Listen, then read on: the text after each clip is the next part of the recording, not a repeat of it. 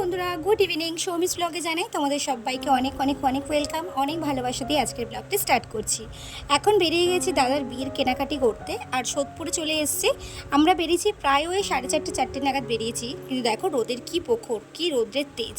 যাই হোক, সোদপুরে এসে আগে একটু ঠান্ডা ঠান্ডা লস্যি খেয়ে নিলাম, তারপরে যাব বিয়ের কেনাকাটি করতে। দেখতে পাচ্ছ কত রোদ্দুর, আর সত্যি কথা বলতে এই রোদ্রে বেরিয়ে আমার একদম অবস্থা হাল্লাত খারাপ হয়ে গেছে। তো যাই হোক, এবার কিছু শাড়ি দেখবো। ফার্স্টেই বেনারসি কিনতে এসেছি, প্লাস বরের পোশাকগুলো কিনতে এসেছি, মানে দাদার। তো চলো তোমরা ভিডিওটা কন্টিনিউ দেখতে থাকো, আশা করছি তোমাদের আজকে ব্লগটি ভালো লাগবে।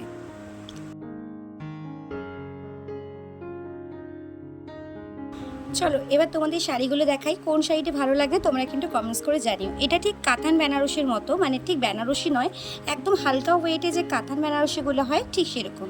কালারগুলো খুবই সুন্দর সুন্দর কালার ছিল, বাট একটা নতুন বইয়ের জন্য একদমই ভালো ছিল না। মানে এটা নতুন বইয়ের জন্য এই কালারগুলো ঠিক ভালো লাগে না। একটু বিয়ে হবে, বেশ রেড কালার, এখন অনেক লোকে রেড পরে না, অনেক আনকমন কালার পরে, বাট মানে ওর ইচ্ছিল রেড পরার। তো এই বেনারসিটা কেমন হয়েছে একটু বলো তো, আর এই বেনারসিটাও কেমন হয়েছে দুটোই বলো। দুটোই একটু হালকা ওয়েটে আছে, বেশি ভারী নয়, কিন্তু একদমই হালকা ওয়েটে নিয়েছি।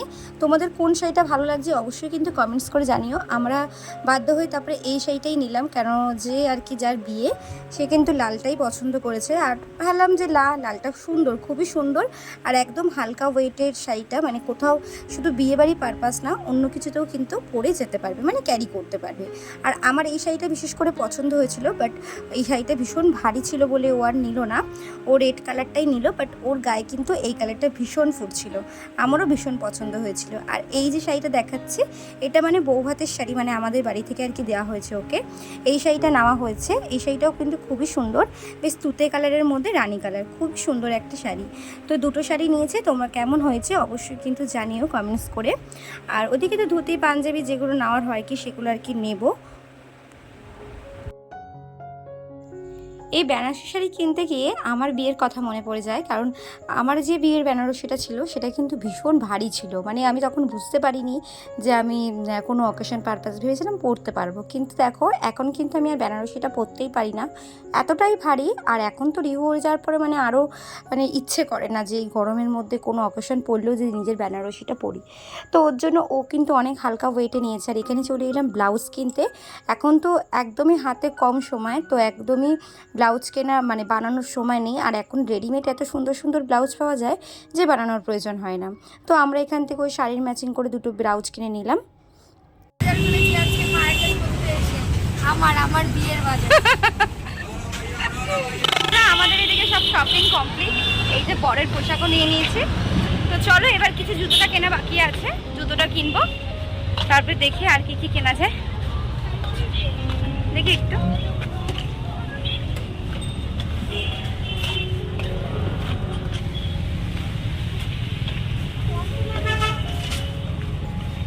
দেখো গাইস, আমার বিয়ের বাজার বলে আমাকে দিয়ে খাওয়াচ্ছে, ভাবতে পারছো এরকম নরম। একটু এই ভাষায় কথা বল না, বল না দেখছো মোর কেমন ননদ, মোরে দিয়ে সব জিনিসপত্র টানে, মোর বিয়ে দেখে মোরেই খাটাই খাচ্ছে। ভাবতেছো তোমরা কেমন ননদ হইতে চলতেছে, তোমরা কিছু বুঝতে পারলে? আমি তো বুঝতে পারলাম না। তো বন্ধুরা, আজকে সবই মোটামুটি কমপ্লিট হয়ে গেছে, যা মোটামুটি কেনাকাটি করা কমপ্লিট হয়ে গেছে। তো আজকের মতো এখানেই টাটা, আবার দেখা হবে কালকে কোনো নতুন ব্লগের সাথে। এখন কাজে অনেক প্রেশার আছে, তো একটু লেট করে আমি ভিডিও আপলোড করছি, প্লিজ সবাই পাশে থেকো। আর তো চলো আজকের মতো এখানে টাটা। আজকের ব্লগটি যদি ভালো লেগে থাকে তাহলে অবশ্যই কিন্তু একটা লাইক কমেন্ট শেয়ার করে দিও।